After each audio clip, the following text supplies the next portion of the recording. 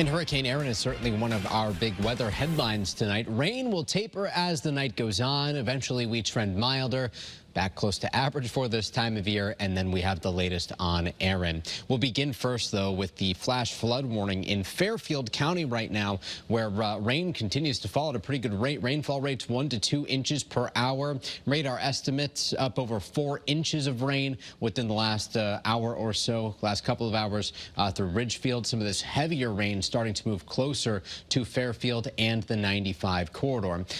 East of that, we're still tracking downpours right now, spreading throughout Middlesex County from Durham into Haddam and Higganum. Some very heavy rain crossing over Route 9 through Deep River and Chester right now. And this is some of the heaviest rain that's falling within the state's borders. We'll take you to the statewide perspective here. You'll note that northern Connecticut is not seeing nearly as much in the way of heavy rain compared to what we saw earlier, but there are still rain totals well up over an inch. And within the next hour, the heaviest rain is forecast to move away from us. So improvements, while they take a little bit of time, will arrive. And tomorrow we start the day off with some cloud cover. Temperatures today, the other big story from today, peaking in the 60s inland, 70 to 75 through our southern 4 counties, which was a new record for the Hartford area. 63 for the Hartford area beats the old record for coolest high temperature of 70 degrees. That was set in 1922. Bridgeport, we saw a high temperature of 70 degrees, which ties the old record of 70 degrees.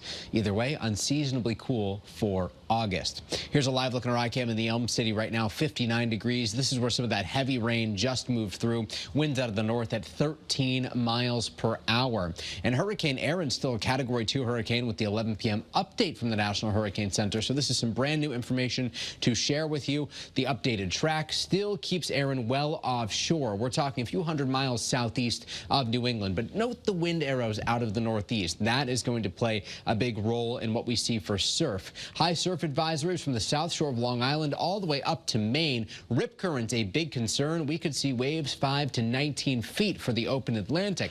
Not quite as large within Long Island Sound, but small craft advisories are in effect, and that prolonged northeasterly wind helps to push some extra water into Long Island Sound. So during the high tide cycle tomorrow night, there could be some minor inundation that takes place.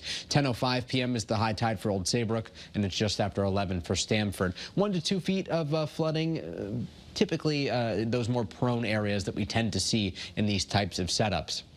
If your plans take you to summer camp tomorrow, if you're sending the kids to summer camp tomorrow, jackets in the morning, T-shirts back by the afternoon. And if you want to head to the Brooklyn Fair tomorrow evening, the weather will certainly cooperate, going from 70 at 5 p.m. to 66 by 7 o'clock, down into the 60s thereafter. And while the weekend looks dry, that's not the case for the start of next week. Another cold front comes through. Models in pretty good agreement that there could be some rain. So we're breezy tomorrow, turning brighter as the day goes on with a diminishing wind on Friday. Plenty of sunshine out there Saturday. Temperatures back in the 80s Friday, Saturday, and Sunday, turning muggy out ahead of that front as clouds increase, but a dry day. Shoreline high temperatures in the 80s Friday through Sunday, back into the 70s on Monday. There's your first alert to the chance for more showers as temperatures dip back below average into the middle of next week.